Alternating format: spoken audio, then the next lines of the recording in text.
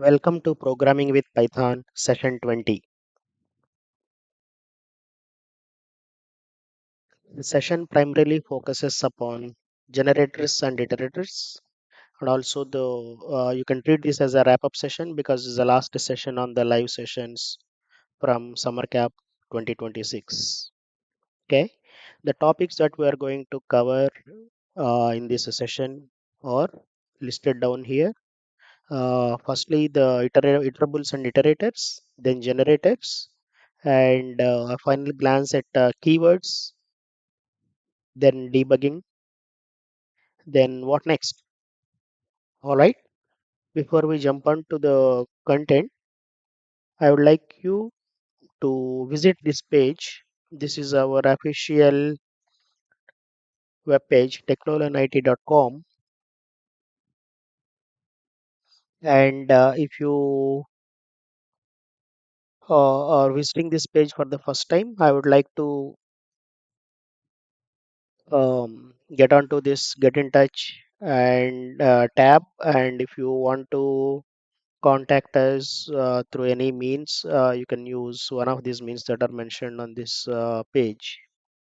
Also, most importantly, if you are attending this session for the first time, this is a page which would help you to, sorry, which would help you to download the resources that have been used for these sessions. You can view these all these resources are accessible for free. You can make use of these resources. You can practice more and you can become better Python programmer. All right. So I would strongly suggest you to bookmark this website technolonit.com. And the other resource that I would like to introduce is the Technolonit channel on YouTube. So this is a channel where you will be seeing all the live sessions and chat, and mainly the daily quizzes that we have been posting. So these quizzes are going to help you to think and guess the answer, and all these quizzes will be having the answer inbuilt. So what you can do is you can watch these quizzes till the end, and each quiz is less than half a minute. So you can watch this till the end. You can guess the answer, and you can wait for the answer to be displayed on the screen finally in the same quiz session. So you will be getting an opportunity to validate whether your guessed answer is the right answer or not. So I would strongly suggest you to subscribe to our Technolonit YouTube channel as well, so that you will be getting the daily quizzes and you will be having the latest information along with you. And these are all the live sessions that we have been conducting on Python. You can get the access to these and you can make use of these sessions and you can learn more. All right. With that said, let us get back to our session. So the very first topic is iterables and iterators. Yes, before I jump on to this topic, I would like to tell you one thing that we have been using the IDLE to write Python code for all these days. And today I'm going to introduce you a graphical user interface. There are so many graphical user interfaces or IDEs, integrated development environments, using which you can write the Python code. And today I'm going to show how you can write Python code and run the Python code from Spider. Spider is one of the IDEs that is available. So PyCharm is another one if you are interested in. So there are many IDEs that are available, and of course you can use VS Code also to write Python code and run your Python code. Okay. Among all of those, I have chosen Spider for no reason, but that is already available on my box. So I'm using Spider for writing some Python code and showing you how you can develop and execute your Python piece of code. Okay, the very first thing I'm going to do is just to write a simple statement hello. All right, and I'll also write the second print statement Wait. Okay. Now you can run this program. To run this program, there are two options. Either if you want to use hotkey or the shortcut key, you can use F5 as you see it is here, or you can click on this option. So the output is generated here. You see that hello and bye. So this is as simple as this. Just instead of writing this code and IDLE, you can or you can instead of writing this code and IDLE or in any file from IDLE, what you can do is you can write this code in one Python file, and to get to this you can go to file option and you can click on new file, so that you can get this some temporary file. And if you want to save this, you can go to save option or save as option and save this code wherever you want this to be. All right, so run is quite simple. Now I'm using the shortcut key F5. So you can see the output producing one more time. You see, you can see the output produced one more time because I have pressed F5 from my keyboard. So that also has resulted into program execution. So the two lines of code that you see here can be executed. And one key difference between the code that you write on IDLE file and this spider is that IDLE file does not allow you to execute your code unless until you save it. You have been observing that for many times, right? Whereas you see here, I was able to execute my piece of code, but the file is not yet saved because you see this star symbol still present here. So that's one key difference that you can observe. Of course, all there are such different. There could be such differences, but for us, it's not so important. You can just keep typing your new code, and you can keep on executing the code, and finally, you can save the content to the file for your future references. All right. So, and any piece of code that you have written so far from IDLE file, you can even open that file from this spider and you can also execute it. Okay. And going forward, if you are interested in any IDE, if you also want to use spider, you can install the spider and start practicing. All right. Well, now the topic of iterables and iterators. So generally, if you have a string,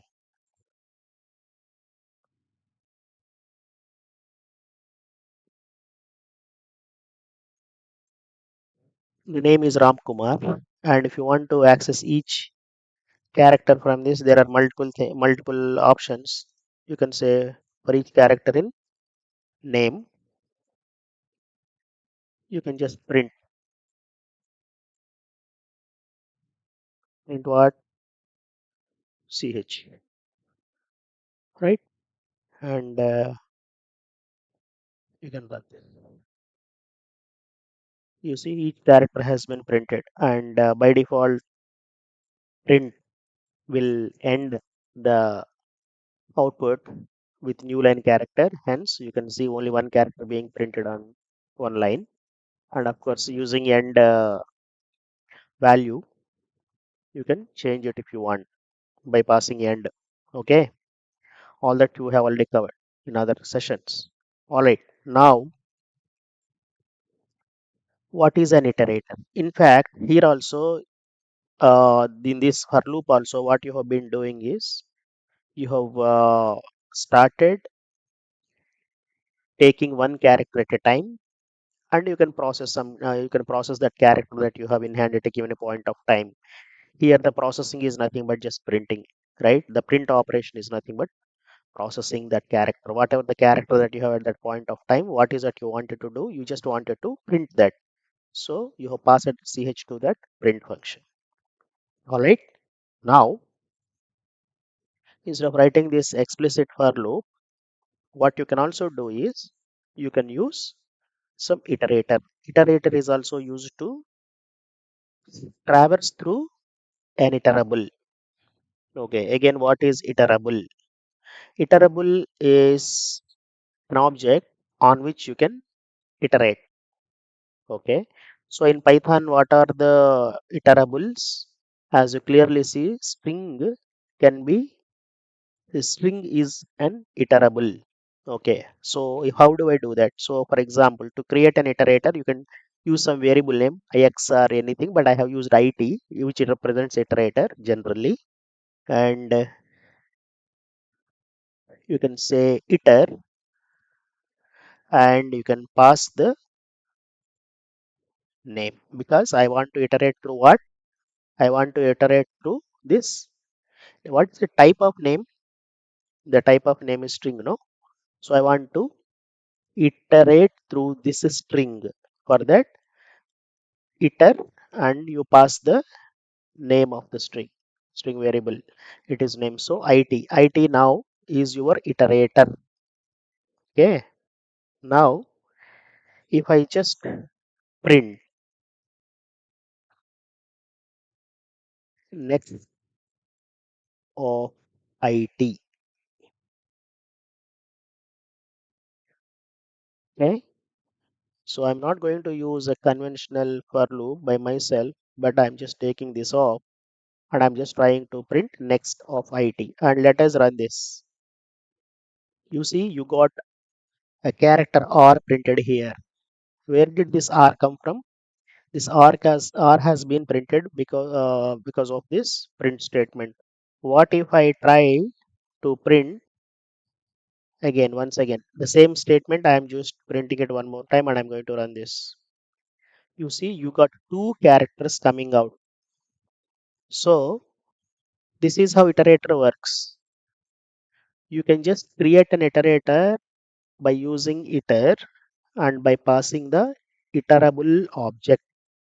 Here the iterable object I have used is string type, and I have passed the name of the string variable, which is the name itself, and I have assigned that iter name to some variable so that I can use that variable in the subsequent statements.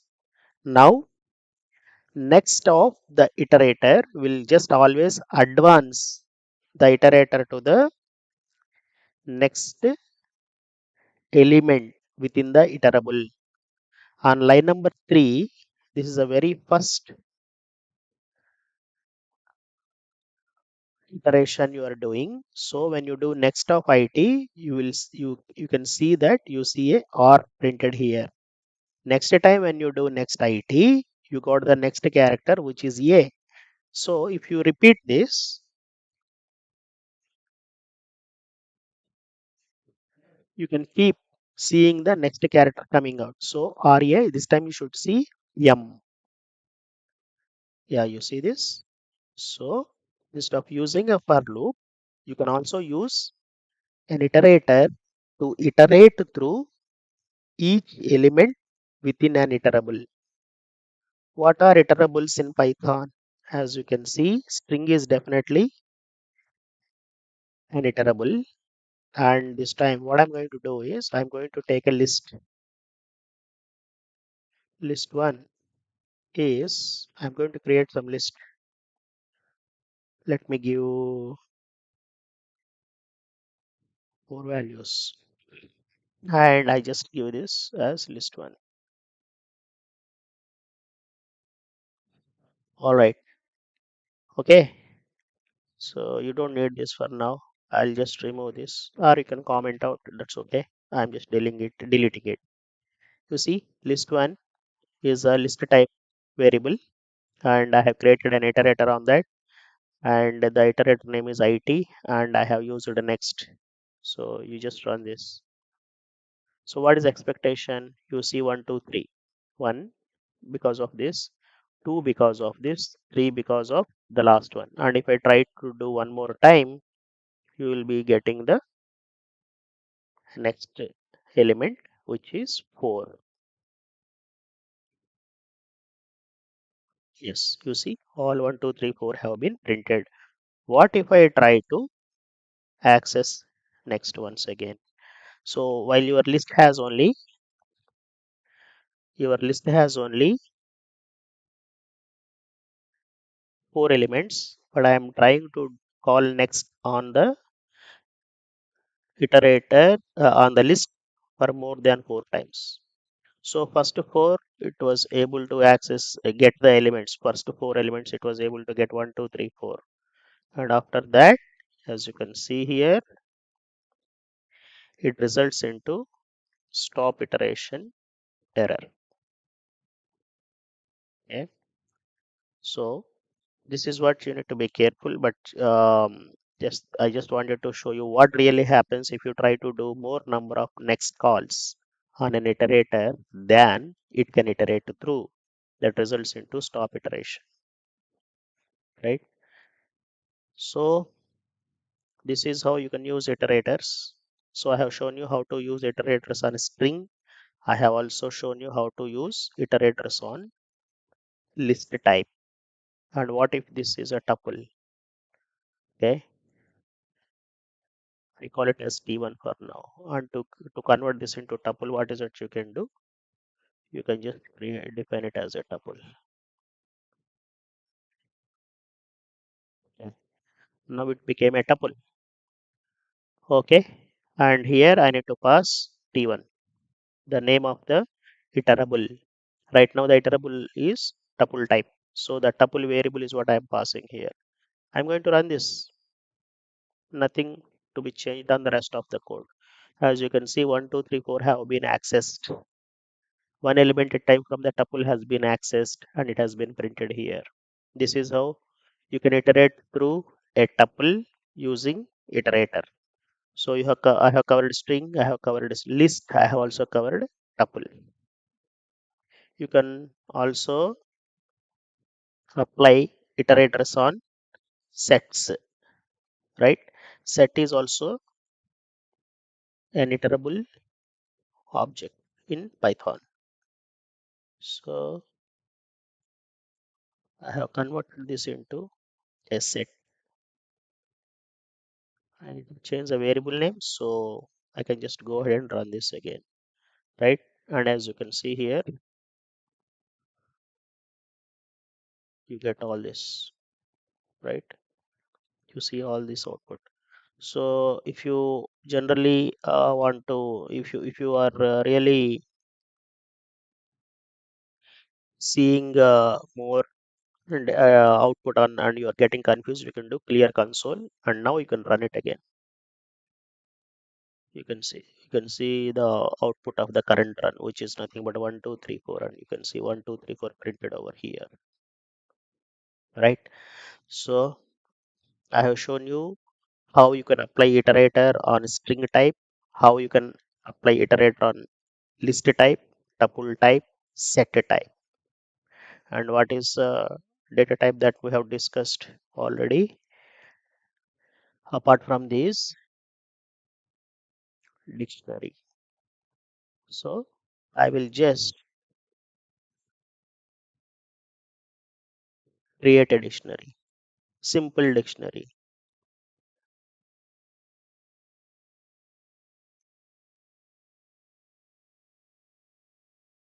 Doesn't matter, we can put anything there, right? All right. Now again, same story. What if I try to iterate through a dictionary? You again get the key values of that dictionary. 1, 2, 3, 4 are the key values, right? Dictionary is a key value pair. So this is one pair. Okay. Out of that, one is the key. A is the string A is the value of that key. So while you iterate through a dictionary, it will just iterate through all the keys of that dictionary, keys within that dictionary. So that is why you see this 1, 2, 3, 4 printed here. All right. So an iterator helps you to iterate through or traverse through an iterable object.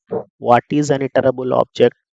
An iterable object is an object on which you can apply the iterator and you can traverse through each element. Okay.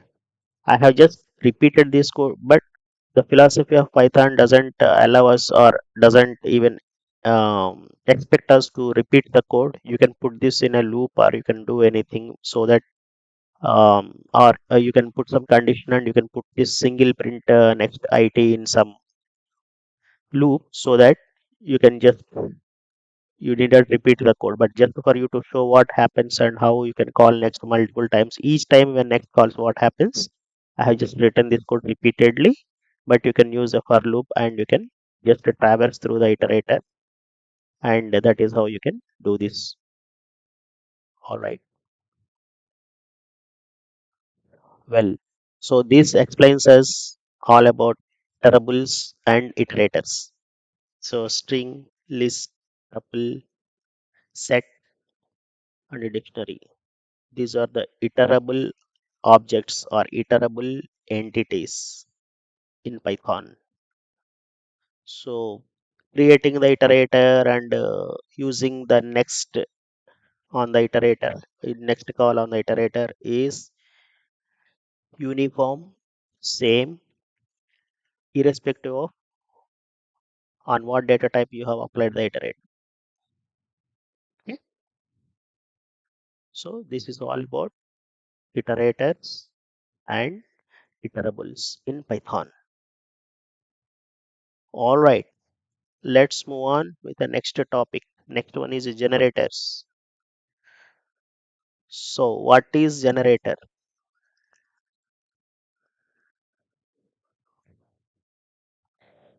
Let us have a function.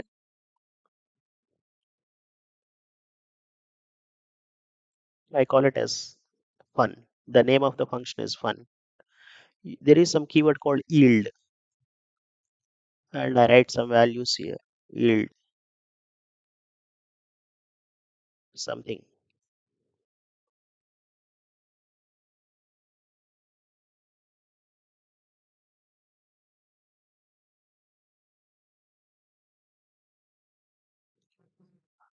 Okay, this is a function.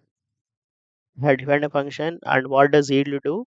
We are going to see in a few seconds. Right now, what I'll do is I'll make a call to fun function. Okay,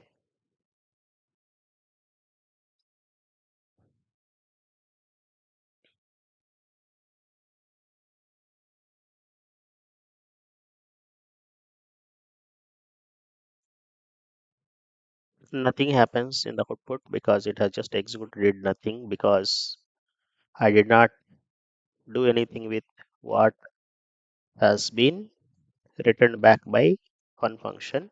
So what I'm going to do is I'm going to have this fun function within print. So whatever comes back from the fun that will be printed here, right? So run this. Okay. You see an object fun at so and so. It is what you can see here, right? So what does this really give you? I'm going to explain. Okay. But what you can observe from here, it is clearly says that it's a generator object. Generator object fun. So when this fun is here, clearly tells you that it is a generator object. Let me implement one more function. Def another fun,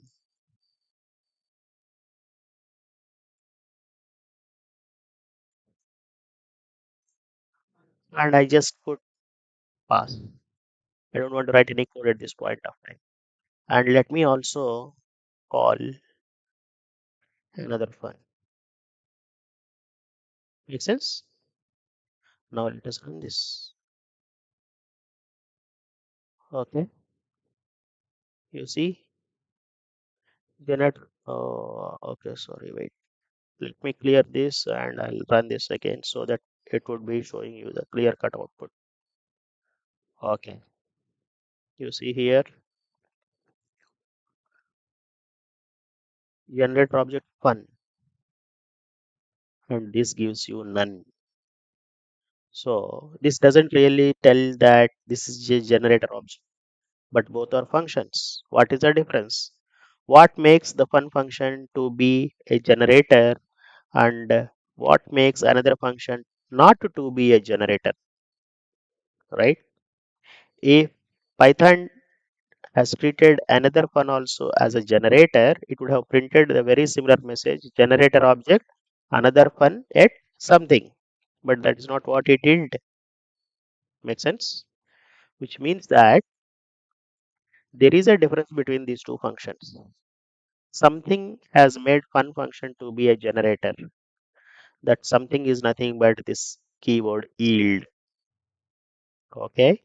So in a function, if you see yield keyword, Python treats that function as a generator function or generator object to be more precise.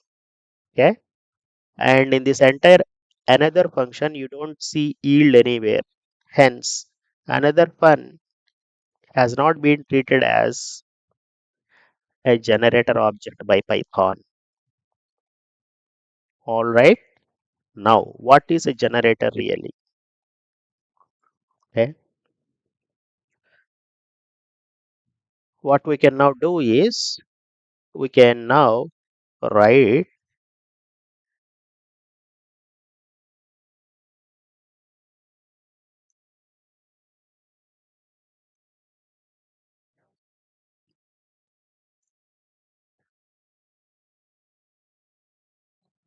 something like this.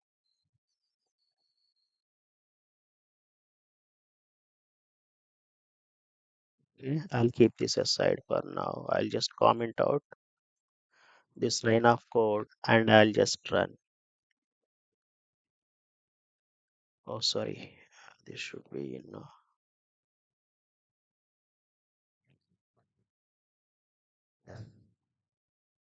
You see this? 2, 4, 5, and 9. What does this mean? Where did this 2, 4, 5, and 9 come? They have just come from this function only. But remember, I called this function multiple times because I have kept it in the for loop, right? I have called this function in a for loop, and every time whatever comes out from this function, that will be represented by x, and that x is what I am printing. So you'll be having 2, 4, 5, and 9. That means this function has returned different values at different times. This function has returned different values at different times because of this yield function, the yield statement. Okay, let us understand this carefully. For the first time, when this for loop is executed, control comes to this function, and soon as it finds yield, it just returns back the value. So it returns back the value 2. And how this generator function is different than a regular function is, if you write the same, for example, if you return back from here,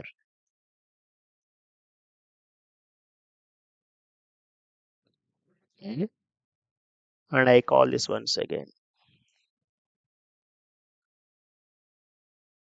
I'll bring this to front. Now let me comment this. No, you call this another function now, and you see what happens. You got a value of 2, which makes sense, correct? What if I call this once again? I'm calling this function another function again, second time. What is the expectation? It once again gets back, it executes the body once again, it returns 2. So run this again. We got 2 two times. Or to further understand this better, I'll just have a print statement here.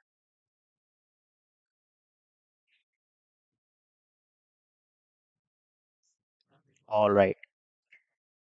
Now look at this code, line number 11. It makes a call to another fun.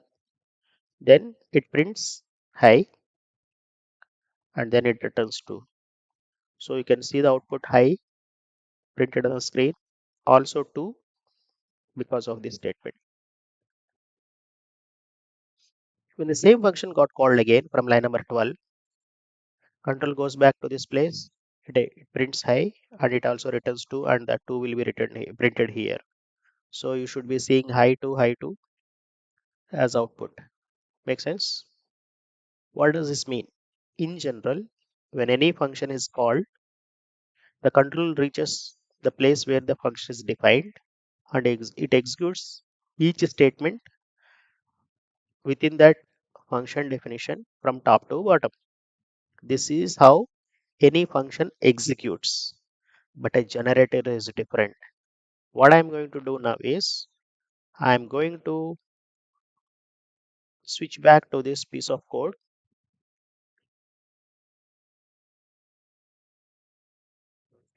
and I'm going to comment out this code. All right, I'll first explain you what happens and I'll write some and here also. Okay, so you call this function first time and I'll show you what happens. You get high, but if this function got executed just like another fun, you should get this high how many times? How many other times this function got executed? No, but that did not happen. The statement high has been printed only once. That means when this fun function has been executed for the first time, high is printed. Since you have a yield statement in that function, immediately the value after the yield keyword that will be returned back and stored in X and that 2 will be printed here. So this is the output of the very first call to fun.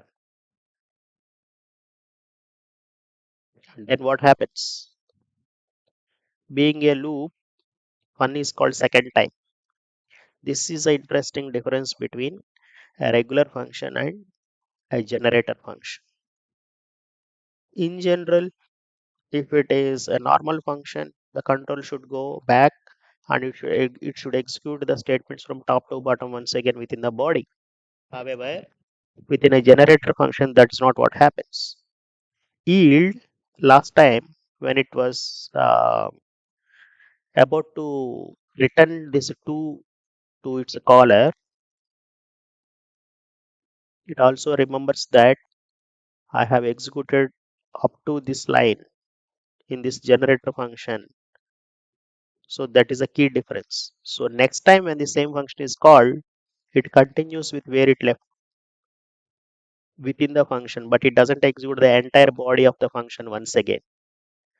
That is why second time when this function has been executed, I is not printed. But last time it stopped here, no, because from here only it returned back. So it continues the execution of the body from where it left last time. Hence, there is another yield here. So this 4 is what? Returned back and stored in X. And when you print, you see that 4 being printed. Not only that, because it is again yield function, it also remembers that this is where I have stopped last time. Next time, if at all this generator function is called, I have to execute this piece of code is what it also remembers. Okay. In the next iteration, the same thing happens. It comes here, but it doesn't execute these three statements. Why?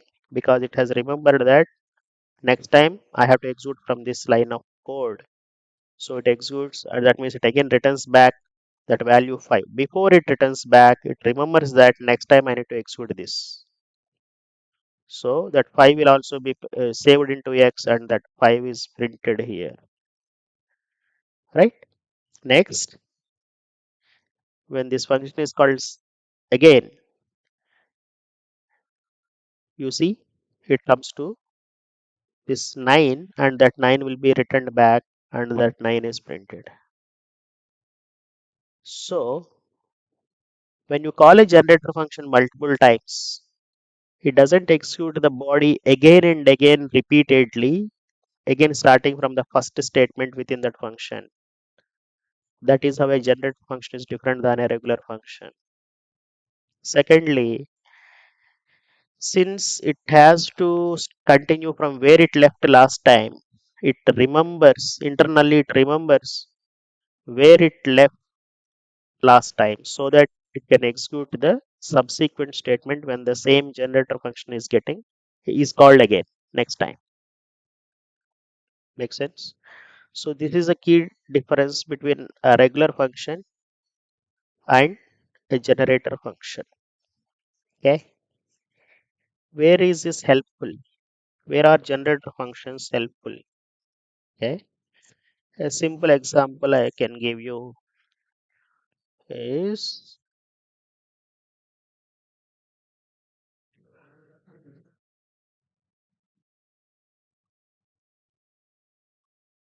you want to get some even numbers. What you can do is,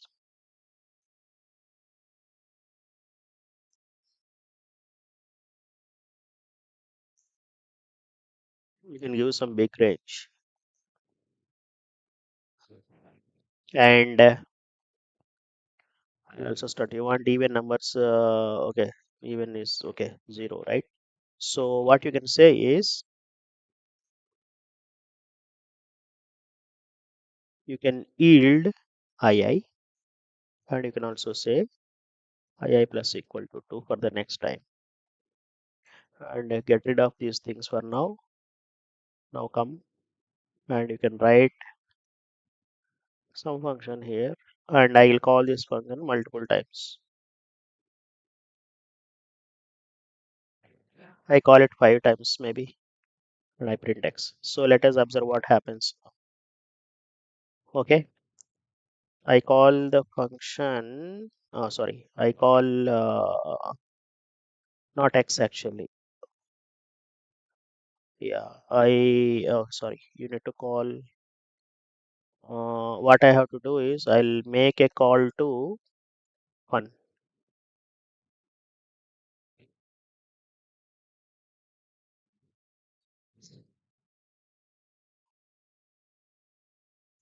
or okay, this doesn't matter. This is only to call that function multiple times. That's all, right? So I can use underscore if I'm not using the loop variable in the body, but it is just for tracking the number of times that loop executes. That's why I can use underscore here, and then I will call one and store the value in x, and I can print x. Okay, run this. So as you see here, every time it is printing. So first thing, it has treated fun as a generator function. Okay, it has treated fun as a generator function, and it makes sense because fun function has yield keyword within its body, which is very much understood, right? In the last example also I have shown you the same thing, and when you have yield keyword in any function, it automatically is treated as generator function. So that is all fine. Now if you have this generator function being called in a for loop, just like how I have written, okay, what you have observed is,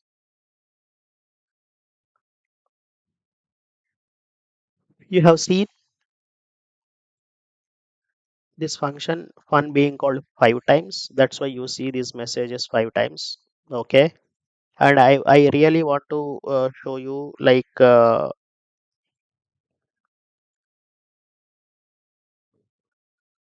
to really access those things. Okay, so what you can do here is, I have just shown you, it is just like an iterator, right? So what you can do is you can do you can have something called you want to get all these values into some variable, right? So I can say x is equal to what is the name of the function 1, and I want to get say 5 values. Okay, then you need not use for loop for that purpose, right? But you can use iterator for that. How? How do you use iterator?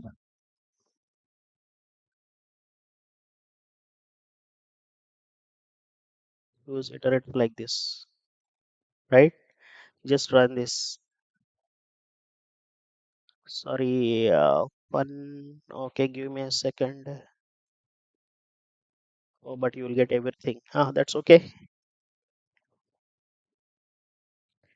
So, uh, what happens here is you got 0. Where did this 0 come from? Because 0 is a very first even number, right? Because in this range, 0 will be returned back. Okay, second time when you call, 0 becomes 2 because of this statement. And then, see, remember, II will not be again starting from 0. This loop will not start from again initialization and all. It remembers what was the last value of the variables and everything. It will maintain the context. Okay, so second time when you call, it should return you 2 back. Third time you call, it should get you 4. Let us run this and try that out. Sorry, you're getting 1, 2, 3. Sorry, because yield is before only, no? So this is not having an impact. So what I'll do is I'll have this start with -2. This should be working for us. Oh, sorry. Why is this returning 0, 1 and 2 should return. I asked to increment this when it is incremented. Oh, sorry, 1 second because it's in a loop actually. So what you can use for a while loop actually. I got it. While I less than or equal to this big number. Now you can write this any in order. That's okay because I was using for loop. Sorry about that. You have to use while loop in such situations, and this should work actually. Let me quickly try this out. Yes, 0 to 4. So first thing you need to have the initialization variable explicitly here. So I have used I equal to 0, and then I have just used some condition. And what I said is just bus whatever current value is there in I just return it back. But it's not simple return statement, but it is a yield statement, meaning before you return back, please maintain the context of all these variables and to what extent you have executed this code so that you can continue from there next time when this is called, right? So that's what happens. So it remembers all the values. II has a value of 0, and it also remembers that I need to execute from here onwards next time. Very well. So it comes here. What I have done here is I have generated all those numbers and have stored it in X. The result of that entire fun function, whatever it returns, I have stored it in X. Now X is an iterator. Now, when you try to print next of X, so the very first value that it returns back from here is 0, no? So you can see 0 here. And when you try next once again, whatever the next value that it returns, that is 2, and that's what you can see here.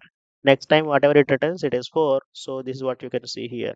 This is how you can just create an iterator out of a generator function, and you can use next on it whenever you want. But I just shown this code having next to each other. All these statements are next to each other, but from real programming world, you can have these statements at different places. In between, you can have some other Python statements. So it is very simple now, right? Whenever you want the next even number, you can just call next of x. As simple as that. You need not track the current context by yourself, and you need not pass any extra arguments to one function to tell, okay, so last time you have given me this, give me the next um, even number to this. All that you need not remember.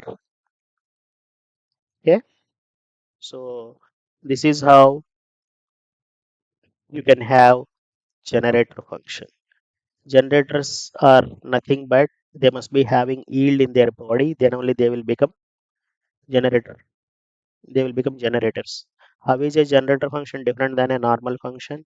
When a normal function is called, the body would be executed starting from the beginning. When a generator function is called, the body won't be executed from the beginning, right? But the context, like last time where it stopped the execution, it remembers, it has the track of all the context in the memory.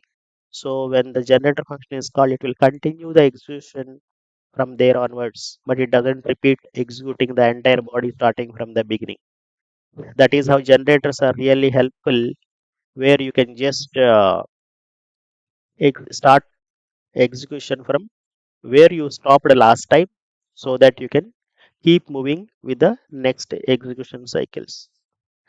Another practical example would be a generator that you have implemented to generate the prime numbers. Say, for example, you are working on some encryption system, or you are writing some code for encrypting the data, and in the encryption, prime numbers are very much used. So, you say, for example, you want to just get some prime number whenever you want. So now you can implement a generator, and generator becomes your assistant. Whenever you need a prime number, you can just call the next of that particular generator function. It will just automatically give you the next prime number, right? That is how you can keep writing some code, and whenever you need a prime number, you can just call the generator function, so that it can give you the next generator automatically, right?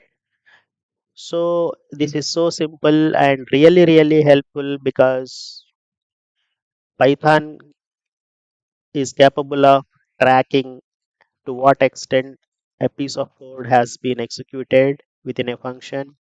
And next time when the same function is called, the generator, I mean, from where to continue the execution, all the context it has. Hence, it is very helpful to write such generators in your code, and you can just make use of them whenever you need. All right. So this is all about generators. Next one is glance at keywords. For that, I am just going to keywords in Python. I'm just going to show you the, yes, keywords. You can go to any website, that's okay. So, and I'll just quickly walk through them, and I'll make sure that I have covered all of those, right? So, and what is and? And is used to club two conditions logically, okay? Logical and logical, or logical not, right? So and comes under that context, and we have already covered this throughout our course. And as is used for, when do you use as? You use as while import, right? Import some math.sqrt, or import sqrt as yes, right? Like that. Assert is used for debugging, that we'll be covering in some time. And async, again, this async is used for defining the asynchronous functions. And await is also for just getting the results from any awaitable, okay? And break is used to break from a loop. Case is to just print the pattern in a match statement, that is case. And class is used to define a new class. User defined classes can be defined using class. Continue is to just skip the rest of the body of the loop and continue with the next iteration. And def is used to define the function. The def keyword is used to define the function. Any function definition has to just start with a def. Del is to just delete an object, right? And then elif, it is it is helpful. Elif is used in if elif, like conditional execution, right? Sequential selection, sequential flow, selection flow, and repetition flow. There are three programming constructs, and elif falls under the selection flow, right? Else very much same as elif, but if you have multiple conditions to check, you generally use elif, mutual exclusive conditions. But if it is just one condition, you have to check, and based on whether it's a truthness or falseness, you want to do something, then you will only use else, right? And except, we have used already, we have used except in exceptional handling. Try, okay, throw, try, catch, okay, except, finally, all those keywords we have used. False, true, these also we have used. These are to initialize the boolean variables, right? And finally, just covered, I just said that for, it's a loop iterative structure. From, especially if you want to import some specific things from a module, you can use from, right? So from math, import from math, import sqrt from math, some statements like that. Global, if you have local variables and global variables, if you want to access a global variable from a body of a function, you use global for that, right? And if it falls under selection structure, import, to import the module, right? Python module into our current module, right? We use import, okay? In and a not in, right? And in is used to check the availability of a particular element within a data structure, right? So for example, you want to check if a 2 is in the list x, okay, or you want to check whether 2 is in the set p, then you will be using in for that, right?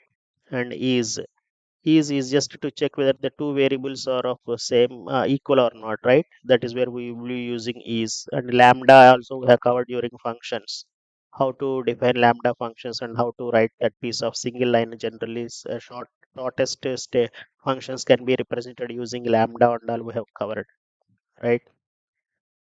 Similarly, match is just to start the match statement with whatever the values you want to compare against, right?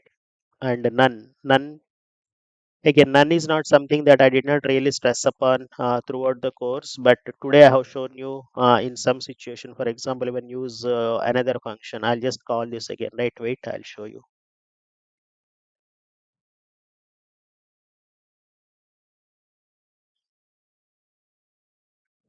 Yeah.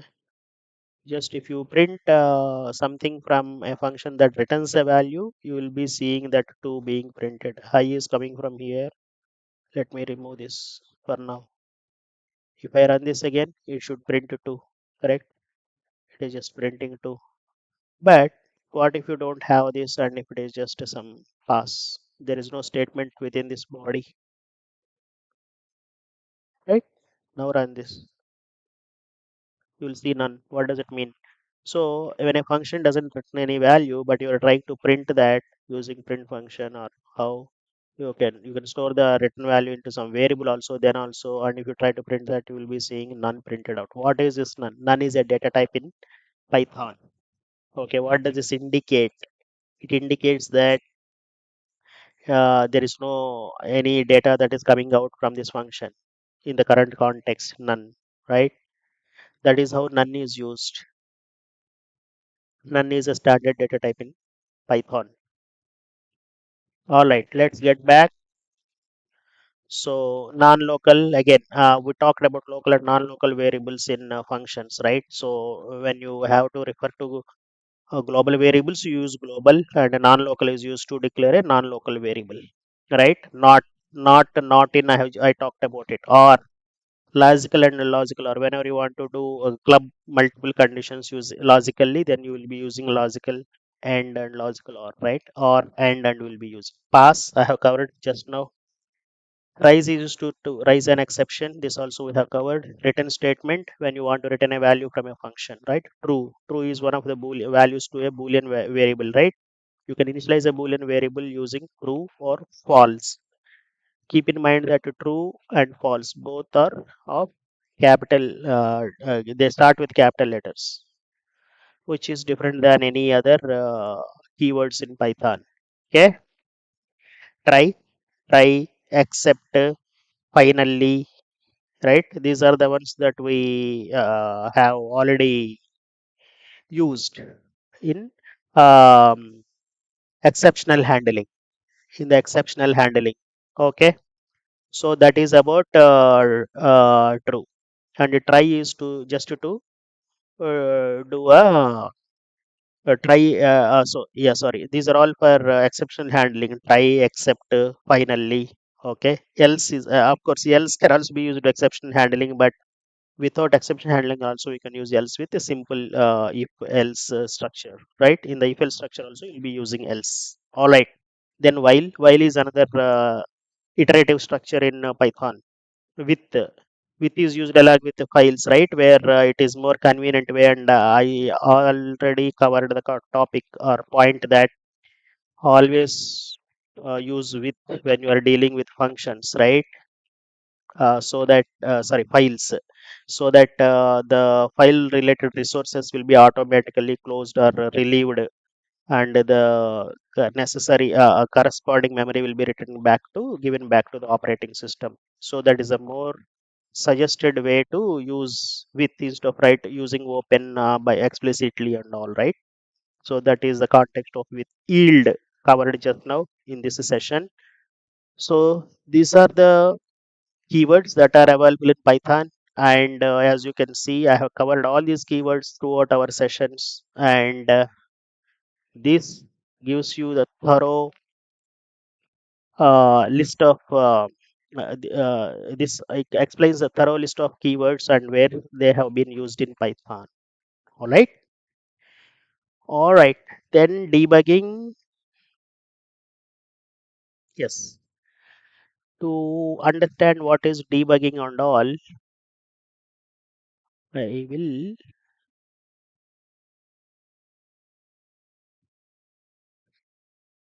have something like this.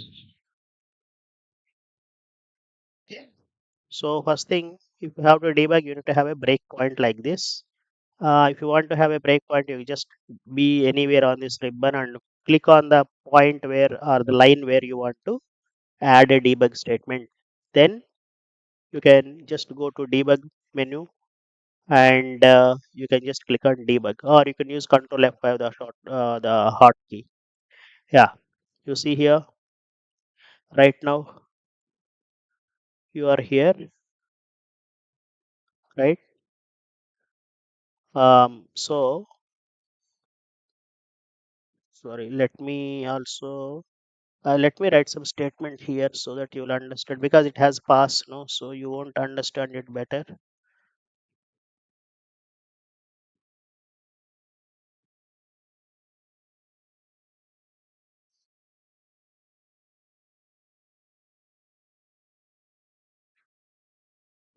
All right. Now let me also have a breakpoint here. These are called breakpoints. Yeah, and here you can just do a debug once again. Okay. So here what you can do is you can step into all those things you can do. So what happened was when I had a breakpoint here, it did not continue the execution, but it was stopping. It just stopped there because there is a function call. When I say step into, you see this arrow mark, right? This will tell you where exactly it is waiting for execution, right? Right now it is about to get into this function. Now what you can do is you can go to debug, and you can do say you can say step into. Right now actually sorry, yeah, maybe I'll take that breakpoint out so that you can see that waiting arrow mark. This is a statement yet to be executed. Okay, this is a statement yet to be executed. So whatever statement that is pointed by this arrow mark, it is a statement that is yet to be executed. So you don't see high already printed here, but when I do step over or step, you can see high printed. You see, you are now able to track statement by statement execution. First of all, what is debugging and why do we need debugging? You have written some piece of code, you have written some 20 lines of Python code, and you run that. Syntactically, if there are errors in your code, you will be able to identify them because you will be getting the errors, right? And you will be just eliminating those errors by correcting the code. Maybe you missed a colon after a first statement, or the function definition. The function header statement did not terminate with colon or whatever it is. All those things you can automatically deal with changing the code. But getting finding the logical errors and fixing them is quite difficult comparatively. Why? Logical errors will result into unexpected output of your program. Like your program may produce some output, but that output is not something that you have expected it from. In such situations, debugging the code will be helpful because you can check which statement is causing that mistake in computations or whatever it is. For that, you have to have the skill of executing the statements piece line by line. That is nothing but a debugging. First of all, bug, there is an error in your code. Debug. So you have to get rid of that error. How? These are different techniques. Okay. Here I am showing you how to debug the code, how to execute the code line by line. And sometimes, if you are not able to catch the problem, you can write some extra print statements which are called debugging statements, right? Which will tell you the value of each variable, or the value of the most recent computed value. You can print them and you can compare them always with what you are expecting in that given context. If you find some discrepancy there, that means that area of code is a culprit, and you can focus more on that code and fix the problem, mainly the logical errors, and you can just continue to produce quality code, or the code which is error free. Makes sense? So from that sense, debugging is important. So how to debug is what I have been showing you. Wherever you want to stop the execution, have a breakpoint there. To have a breakpoint, just come to the ribbon and click on that, so that you will be seeing these red buttons. Then there are two things. Once the execution stops here, or when if you see that arrow mark stopped here, that means this is a line that is yet to be executed. Okay. Now there are two things. When you say step, when you select the option step, what will happen? It will just execute that code and it will continue the next line. The second option is step into. Step into means get into the details of that. Right now I have a function print, right? If I want to really understand whether the what is happening within the print function, how the statements are written within the print function, because print function is not something that I have written on my own. Print comes along with Python installation, right? It's a built-in function or the library function. Still, you can go and do a step into it. You see this? It has gone into some iostream.python. This is a different file. I did not write this code, but it is referring to some place where the print related function has been implemented. Okay, so this is how you can get into the functions. You not only user defined functions, but most of the system defined functions. And if you want to understand how those system defined functions are behaving, all those things you can learn on your own. Okay, now there is other thing. You can come back also from the step, or you can click on step now from here and see that function has called something else, so it has come here actually, right? So you can do again step. Okay, so you are here right now, right? It is executing this piece of code actually. If self.echo is not none, so self.echo, what is the value of this self.echo and all those things? If you want, you can even check here also. You can just check the values of the variables from here while you are debugging here. You can click on variable editor and you can just check that self is referring to this actually, right? And within that self, whatever it is asking for, right? Self dot echo, right? So you can also see what is the value of what are the values of all these variables and all those things. You can check from here. This is how you can check the values of the variables, and then you can go to debug and you can again say continue or whatever it is. So when you say continue, what happens is it will execute all the statements and it will just come back to the place where it left instead of executing the line by line. So if you have already decided that okay, there is no problem within print function, so I don't want to really spend time in executing piece line by line within that function. It may have 200, 300 lines of code, but it's a waste of time. Then when you say continue, it comes to the next line where it has to continue the execution from it to completely comes out of that function, right? So now you can see hello has been printed again, and this none has been printed because you have already printed this. So this when you say continue, it stops at the place where the next breakpoint is there, but there is no any further breakpoint, right? Because it has already executed this, right? So if you just go and do um, a step, program has been executed, right? So this is how you can debug your code.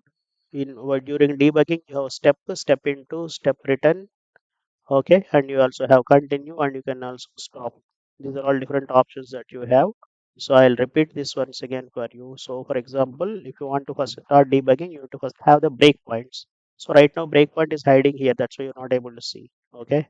So from here, okay, I'll have a breakpoint in the next line also. I'll show you. Okay. Now you can just say for example, now I do step into. Step into means what? You go into the function or the code that is being executed. So it will get into the function of another one. That means it will get into the body of this now automatically. So I'll say step into. See, it has got into this function now. Now I'll just say step. Okay, I don't want to get into print function and details. So I'll again do step. Okay, I'll again do step. While this is executed, you can see the partial output printed here, right? So again, debug step. You see hello. See, this automatically is telling that now I'm about to return from here, right? And you just say step. Oh, sorry, I did. Okay, I got into. I did step into. Sorry about that. Now even if I say step also, it gets into that function's body and all that stuff. But I don't want to do that, so I can just say step return. That means come out of that altogether and tell me just what is that you're going to return. So the length of the string. So now I can just say step. Okay, again I say step because I have to just come back all the stack trace outside. So again step, again step return, again step return. So right now it is stopping here. Okay, so whatever. So these are all the statements where it is keeping on returning whatever the statements I have asked it to execute. Those you can see here. So by now you should see hi and hello printed because of this. You can go up and check that.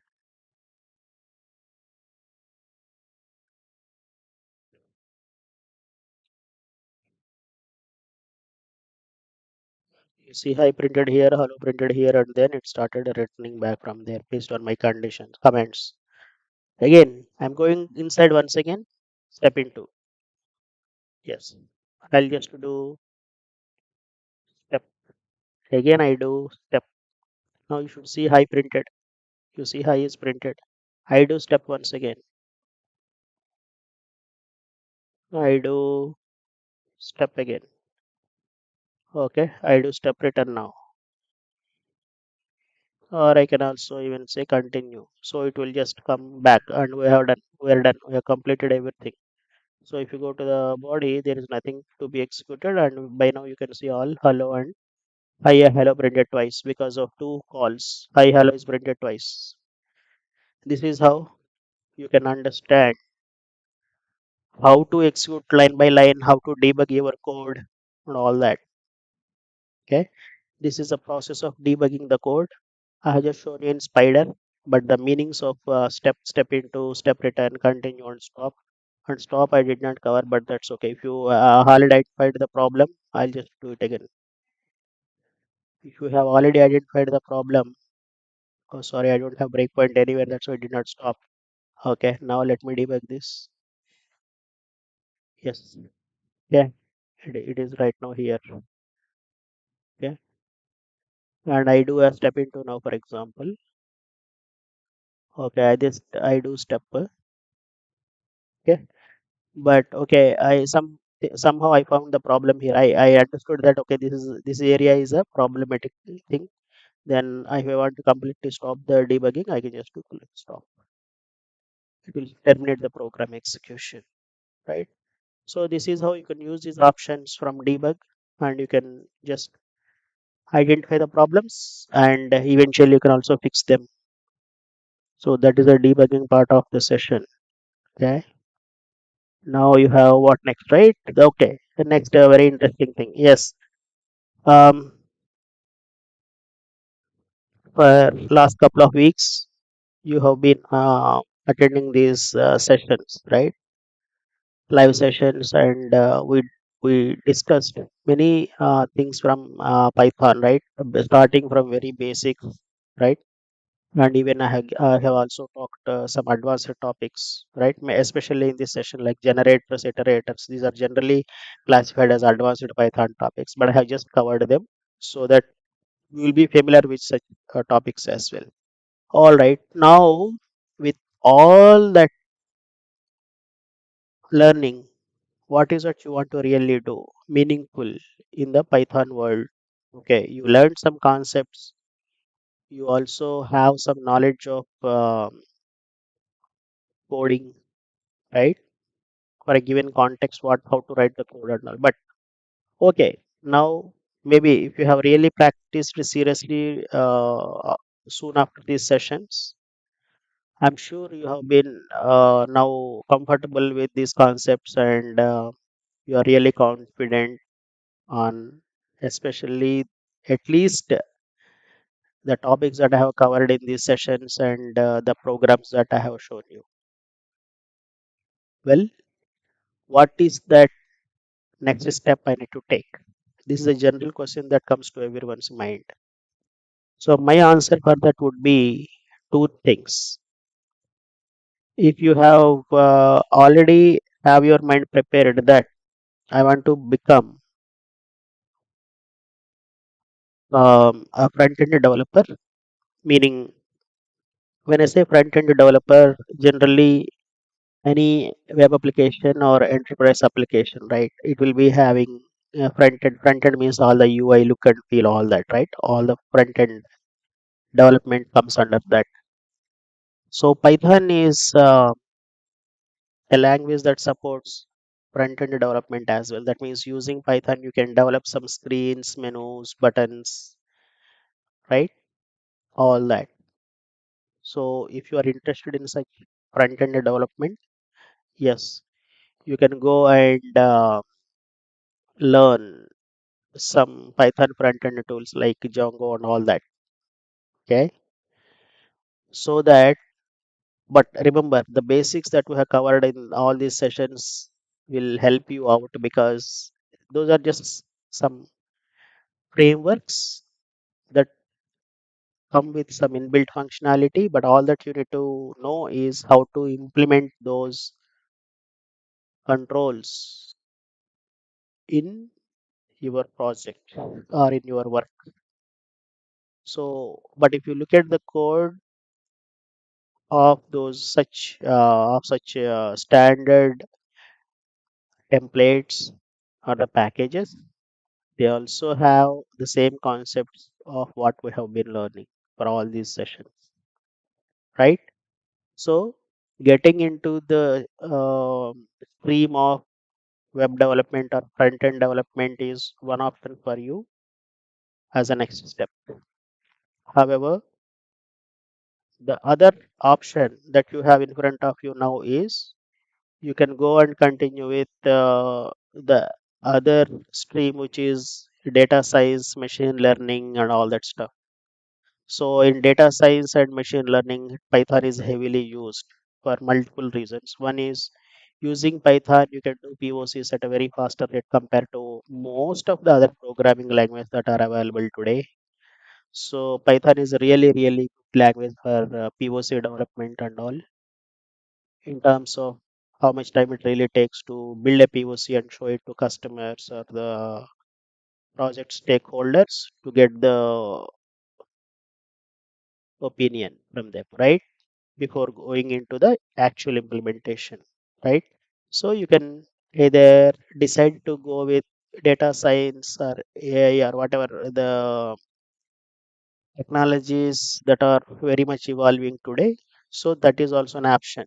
So if you want to go with that kind of development, or you want to learn data science and all that stuff, yes, you can go and start learning NumPy.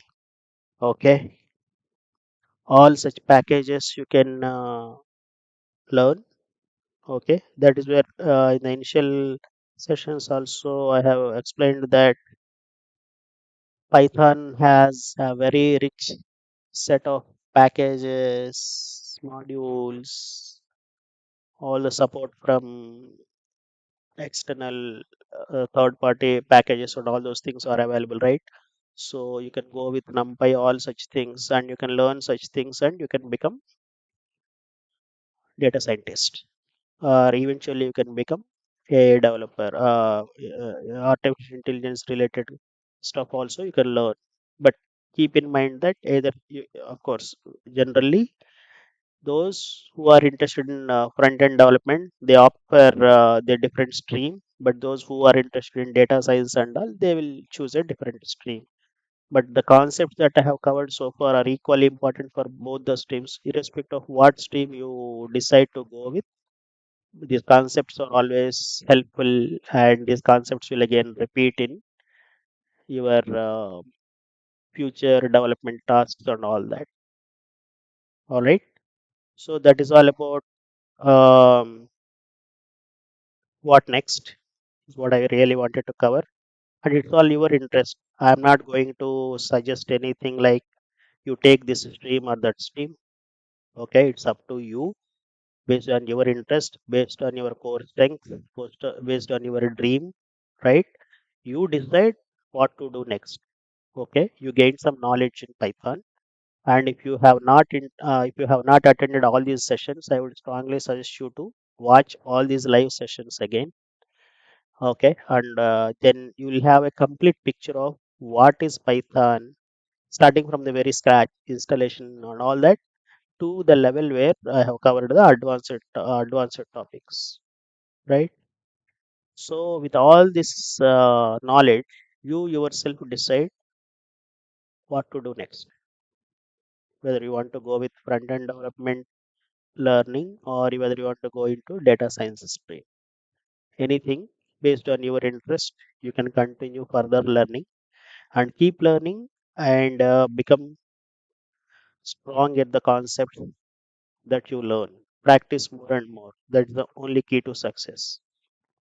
All right. So that is what I wanted to really say as a closing comments for this series of sessions. So what next has been covered. All right. This brings us to the end of the session. Before we wind up, I would strongly encourage you to get to our website again. The same thing that I have been showing at the beginning of the session. I am repeating this for the ones who have joined late. So get in touch. If you want to contact us, there are different means through which you can do that. You can use any of these options for getting in touch with us. Okay, and we also are available on multiple social media platforms, so you can visit those handles and you can subscribe and you can be in touch with us. And one more thing I wanted to really show is our website, technolearnit.com. Okay, so this is our homepage, and you can go through these tabs and you can understand many more things. And most importantly, if you are attending this session for the first time, this is a page under our website under resources tab. This will have all the material that I have been using for all these sessions. So these are freely accessible for you. So you can just visit these resources. You can make use of those resources, and you can practice more, and you can become better Python programmer. Okay. And one more resource I would strongly suggest you to follow us is on YouTube.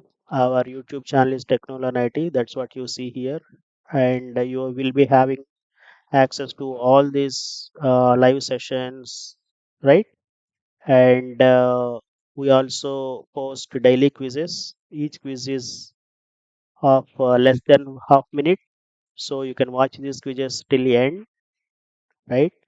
And you can guess the answer, and the answer is inbuilt with these quizzes, so you can just validate your guess with the correct answer. This allows you to be in touch with the concepts and you don't miss out from them. All right. So, with that said, I would conclude our session for today and wish you all the best for your future endeavors and hope these sessions have been helpful for you to understand what is Python and the basics of Python